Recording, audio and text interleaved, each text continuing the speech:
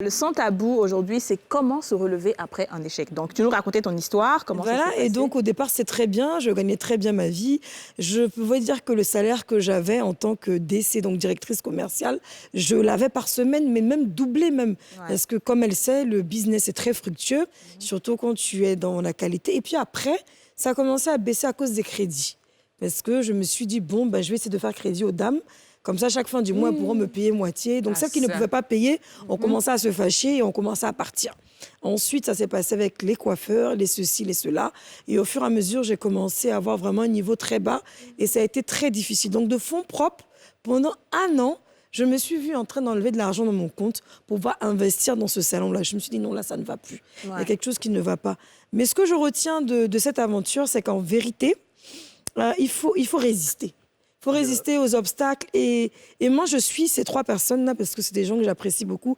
Et la chose que j'ai retenue de vous 3, peut-être que vous n'avez pas encore dit ici, c'est que vous avez la foi en Dieu. Tous les 3, à chaque fois, c'est très important. je t'ai vu pleurer et je t'ai vu le lendemain dire, moi, j'ai Christ. Avec Christ, je vais aller de l'avant. Pareil pour toi, je vois tes posts. Et pareil pour toi, Maxwell, in God we trust. Donc, en fait, peut-être que moi, j'avais plutôt cette personne dire que c'est moi, Yasmine, je peux le faire. Et je n'ai pas vu ce côté spirituel-là. Est-ce que Tidja est en train de vouloir pleurer? Ah non, pas du tout. Donc, parlons de comment est-ce qu'on se relève après. Elle a raconté son histoire tout à l'heure. C'est vrai que c'était... bon, elle n'a pas pu. Mais comment on apprend à se relever? Et je vais donner un cas pratique. Parce que moi, par exemple, je suis entrepreneur depuis longtemps. C'est vrai que ça va très bien. Mais la chose qui m'a frappée, qui m'a chicotée, c'est le corona. Ça fait que j'ai fermé pendant 2 mois. Et puis, j'avais du mal à m'approvisionner parce que mes produits venaient d'ailleurs et tout. C'est ça. Mais comment, quand vous gérez ça, comment vous avez des employés? C'est-à-dire, quand ce genre de choses tombent sur ta tête comme ça, là, tu te mets où? Est-ce qu'on a d'autres choix que d'essayer de se relever? Voilà, on n'a pas d'autre choix. Et puis, dans mon cas, j'ai tellement de personnes derrière que j'ai aucune excuse.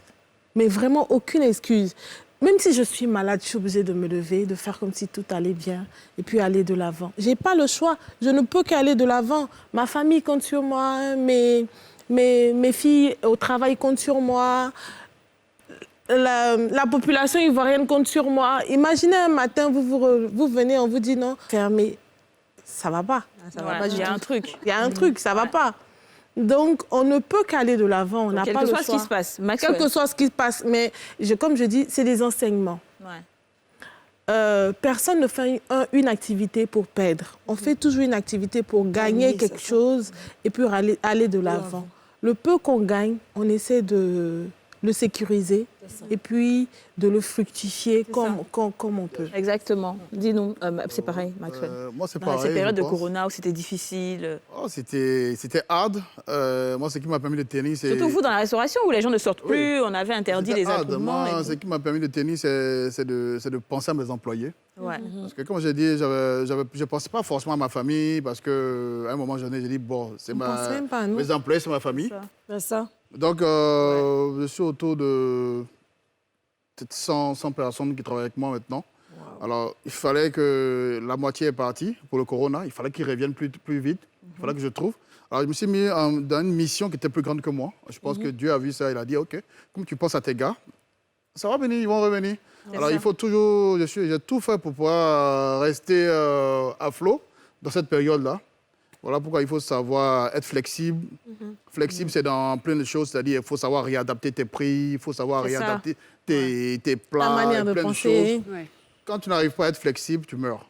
C'est ça. Voilà. C'est ça. C'est surtout ça. Ouais, je suis d'accord. Si tu sais être flexible, je pense que même si ton entreprise est enterrée, tu vas pouvoir ressusciter. Amen. Parce que tout est une période de saison. C'est les saisons. Rien ne dure si ce n'est les promesses de Dieu. Rien ne dure. J'adore. Alice, alors, comment tu as vécu moi, je vais vous étonner un peu, mais bizarrement, dans mon langage, il n'y a pas l'abandon. Ouais. Voilà. J'ai jamais eu, en fait, cette deuxième option, en fait. Lorsque j'ai un problème, je me demande toujours comment sortir de là. Pas abandonner, en fait. Parce que là, actuellement, je me dis que c'est une grâce d'avoir un business où tu es sûr que Dieu te te conduire, en fait. Ça. Et quand tu es convaincu que Dieu est avec toi, tu ne penses pas à échouer, tu baisses les genoux et tu pries, tu te demandes, mais voilà, aujourd'hui, j'ai tel problème, c'est à toi de me sortir de là, tu n'as pas le choix. Et tu avances. Il y a des personnes, vous savez, qui ont peur que leur business fleurisse trop. C'est-à-dire, ils ont peur que ça marche trop, ils ont peur que si, ça arrive. Ah ouais? Il y a des personnes qui se disent, bon, je commence là un peu, mais quand il y a des yeux de tout le monde sur moi, là, ça fait peur. Est-ce que vous... Ça, c'est... Oui, il y a des gens comme ça. Ils ont un peu peur de la médisance, de la jalousie. C'est ça. Non, en fait, ils de n'ont la pas peur de méchanceté réussir. qu'il y a autour. Ils ont peur de la méchanceté qu'ils auront s'ils réussissent trop. Voilà. Mais c'est là qu'il faut faire confiance à Dieu encore une fois. Parce que si je crois vraiment en ton Dieu, peu importe qui t'aime pas, ça va pas te faire grand-chose. Mais Généralement, ils ont peur de vivez ça au quotidien, là. Oui, tous les jours. matin, En fait, midi, soir. toutes nos réussites ne leur font pas véritablement plaisir. Ah oui. Moi, pour ma part, j'ai fait un pacte avec le Seigneur.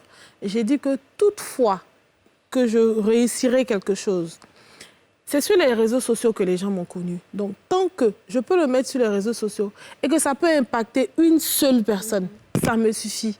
Je ne le fais pas dans le but de dire, ouais, il faut que ce soit moi, il faut que ce soit moi, il faut que ce soit moi. Je ne pense pas comme ça.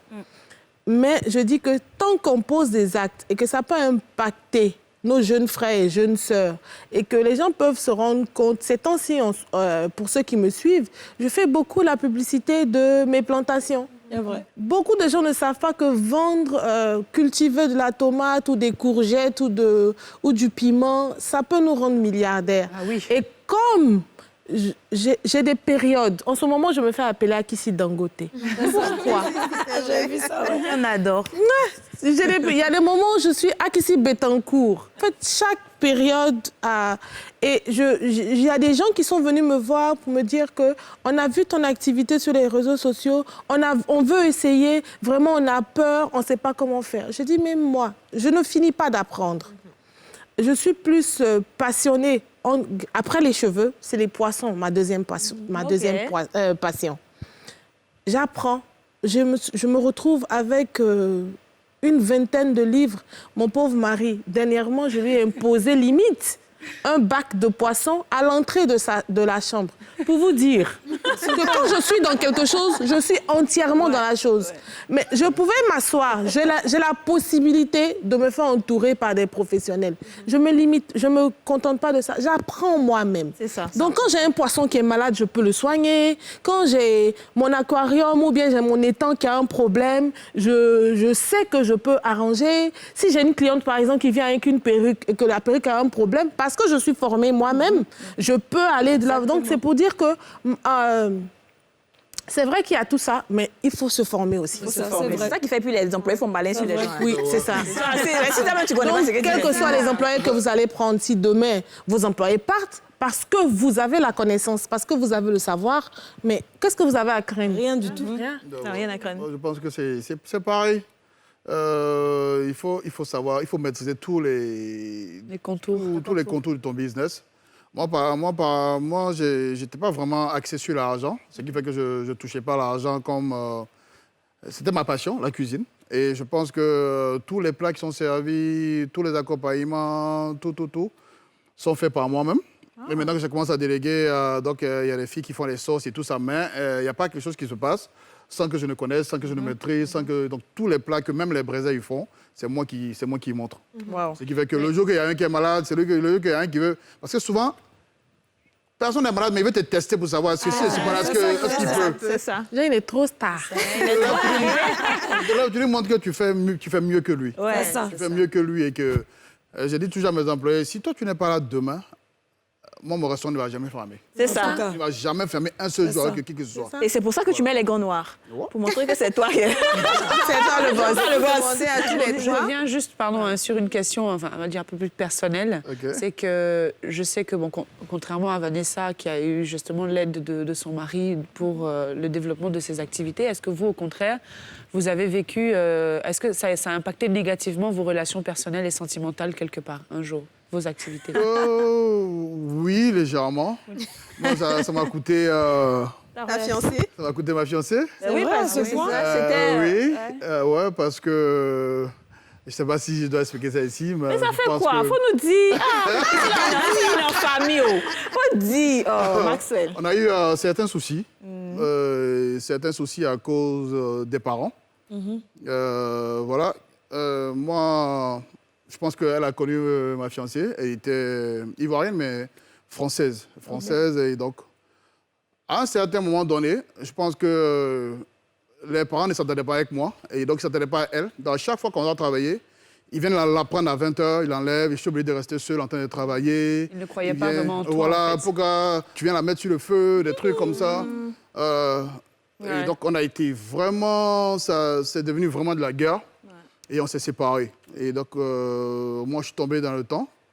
Et il y a une tante du côté de ma mère, je ne vais pas dire son nom, mais qui m'a financé, qui a ouvert le premier coin pour moi. OK.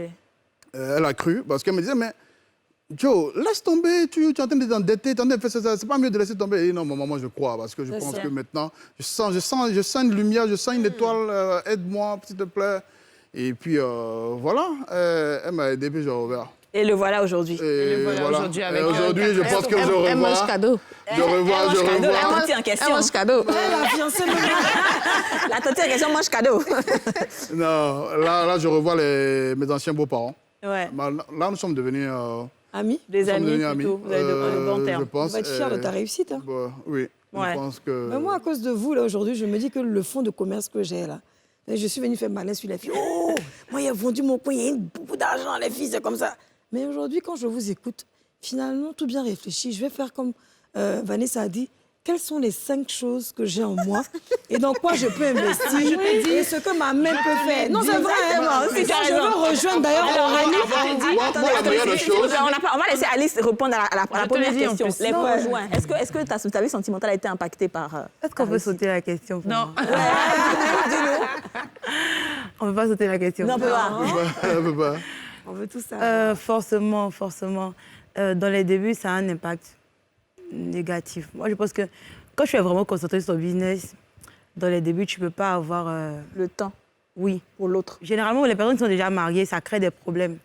Voilà, quand le conjoint peut-être ne soutient pas assez, n'est pas très ouvert. voilà, n'est pas très ouvert, ça crée des problèmes. Et moi, je ne vais pas forcément rentrer dans les détails, mais tout ce que je peux dire, c'est que quand on est jeune, en fait, quand on est un peu comme Alice et qu'on n'a pas forcément d'engagement,